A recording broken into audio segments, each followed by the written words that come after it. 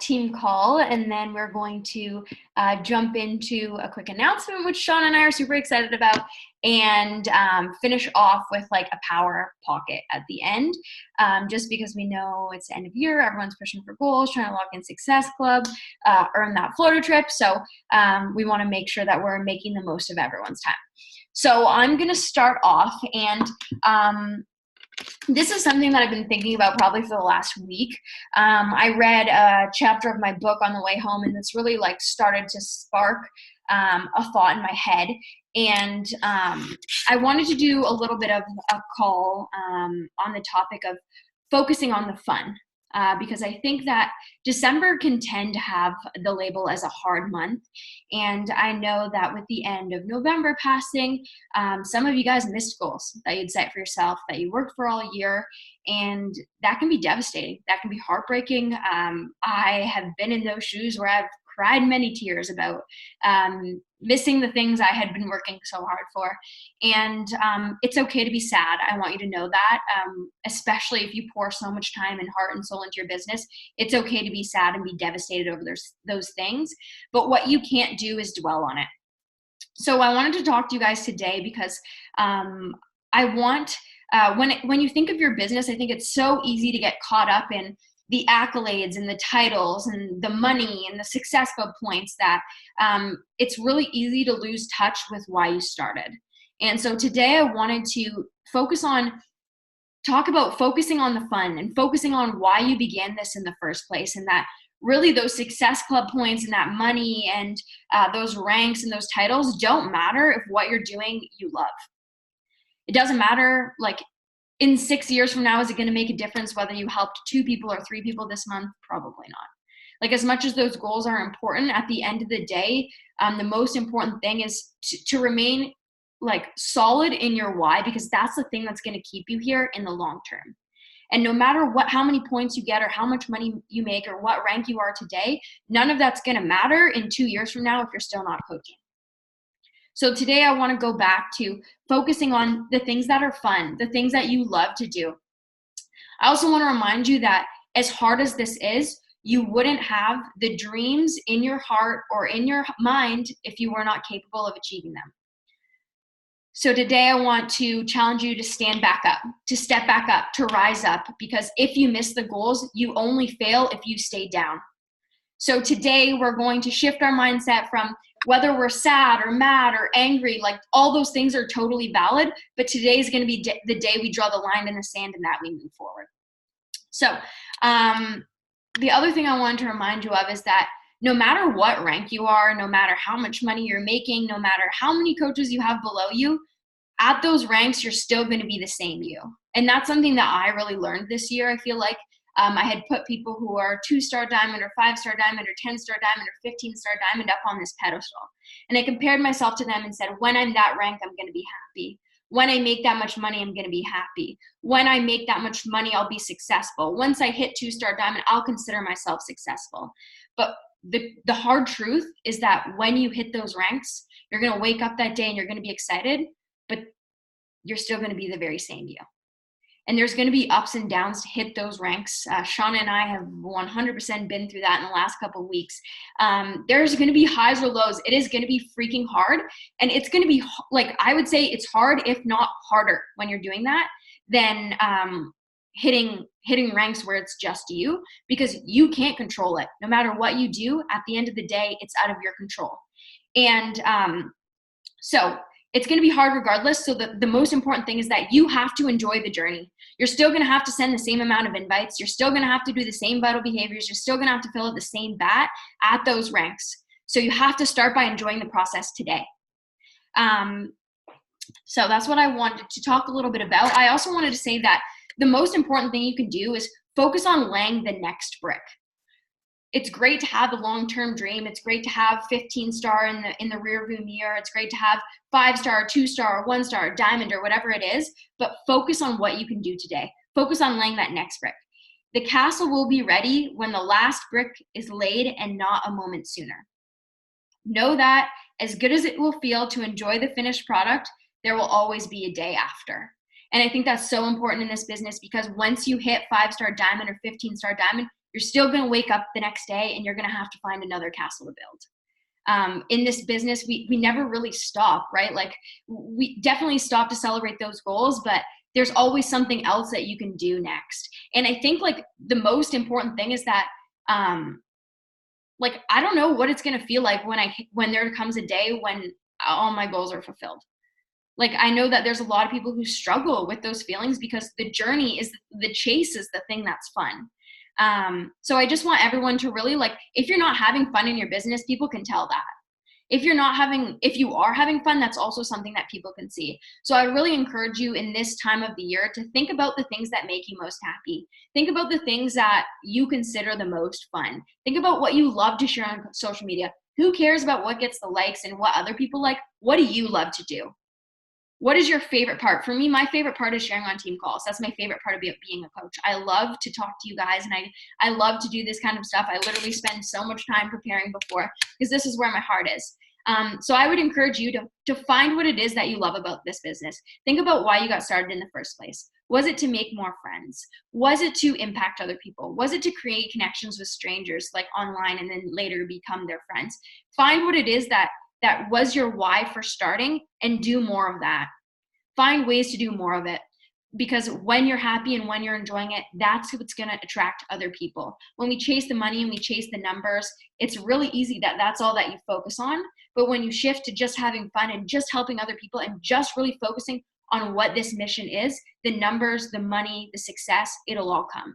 You'll attract it by being a magnet to other people. So I just wanted to finish this off by reading you a little piece of my book, because this is really what like sparked it for me. And then we'll move on to the next section of the call. So it's a little bit long, but bear with me. I feel like there's a lot of really good nuggets in here. We often compare ourselves to others and use that as a metric to determine whether we're on the right path. Do we have enough followers? Are we making enough money? Are we creating a big enough impact? Enough is an abstract idea that finds its place on a spectrum, depending on whose lives we're envying at the moment. Figuring out our gaps in comparison to others is always going to be an endlessly miserable experience. I watch my friends accomplish great things, and I want the same for myself, but I've been sowing different seeds, so I'll be growing different fruit. We can free ourselves of the pressure of always having to have something to show for our work or the journey we're taking by just doing what we do. The water doesn't know how it contributes to the pearl, and it doesn't need to. Maybe if it did know, it would do a shittier job of it anyway. Walk your journey and live your truth, and find smiles and relief knowing that you're a part of a bigger puzzle, and your contribution is as important and as insignificant as everyone else's. Share your journey with others, as they'll help you better understand yourself. When you're you, the sun will shine on you differently. So for me, like, I felt like that was gold, because it's so easy to compare ourselves to other people who are achieving the ranks and putting up the success club numbers and making the money. But at the end of the day, it all comes back to, why do you do what you do? Why do you love it, right? The book is Things No One Else Can Teach Us. And that's like, there are so many different things I could have shared. I reread 3 chapters to pick out the most important one I wanted to share. But there's a whole section on chasing the rainbow and finding the rainbow that you want to chase, because like, it doesn't have to be the same as everyone else's. And the thing is that the chase is often the thing that's the most fun. Like, we dream of achieving these goals, but what the heck are you going to do when you wake up at 15-star diamond? Like, what the heck are you going to do when you get there if you're miserable? So I think it's so important on focusing, doing what you love. And that's the thing that's contagious, right? The more that we build that energy, the more that we attract those people. The other thing is, you also wonder why, as coaches get farther into their business, they're able to have people join their team and rank advance very quickly. Because as you level up and as you increase your energy and increase your vibration and increase in what you're putting out into the world, you start to attract people of that energy, of that quality. So as you rise, you set the temperature for the room, right? So I think that's something that's super important to keep in mind. So on the topic of having more fun, and not focusing on goals that are just number specific or tracked by Beachbody even, Shauna and I wanted to do something that we're going to call Empower Your Fire December Dash. So excited. So, I know, I'm so excited. Let me share my screen. It's going to be so fun. So basically, if you've done Team Cup, it's going to be similar to that. But we did it with a little bit of a twist. So Empower Your Fire December Dash, it's going to start on Monday and it'll run to the end of the month. Basically, what you're going to do is find a team of 4 people. There can only be 1 diamond per team maximum. So it might make you have to become friends with other people, but it's open to all of Shauna's downline. So everyone on my team and Riley's team and everyone's team, you can mix and mingle. You don't have to stick with people on your direct team. Basically, we're going to count all Success Club points and all new coach signups from the beginning of the month until the end of the month. So even if they already happened, and you'll pick your team of 4 people and you'll come up with a team name, and then you'll put that into a Google Doc. We'll post in the team page so we can keep track of everyone. But basically, we have a point system for all different things that you can do with your team. And some of these are Beachbody metrics like Success Club and coaching, but there's a lot of things on there too that will help grow your business, but are not necessarily things that you're always recognized for. So running a free group or hosting a sneak peek or just doing a Zoom workout with your group. So all the points are written down there. If you have any questions about them, we can go into them in detail. But basically what we're going to do is we ran a diamond push a couple months ago and we didn't know what to do with the money afterwards. So we have $150 that we're going to use to buy a prize for the winning team. So whoever has the most points as of December 31st, cumulatively as your team, the winning team. Does that make sense? Is everyone excited about it or no? It makes it so fun. And it doesn't have to be like, so if you're making your teams, like, it doesn't have to be like, you just have to be on Jess's team or you just have to be on, like, you can mix up your groups too. I think it's more fun that way too when you work with people you haven't necessarily worked with before. Yeah.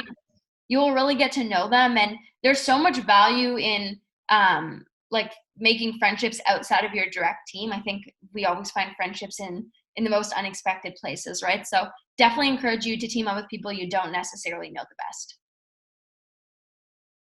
And you might learn something from them too. Definitely. Does anyone have any questions?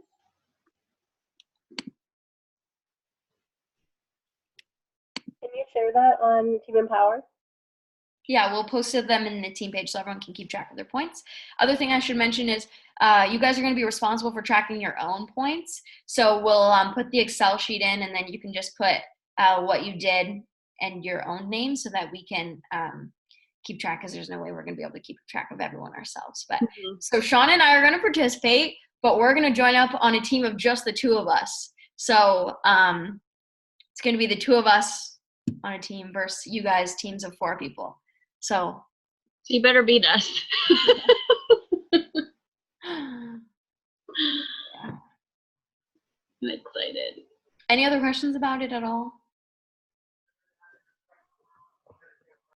Anybody have like feedback on focusing on the fun? Is there like something that you know you love to do that maybe you don't do as much as you would like to do?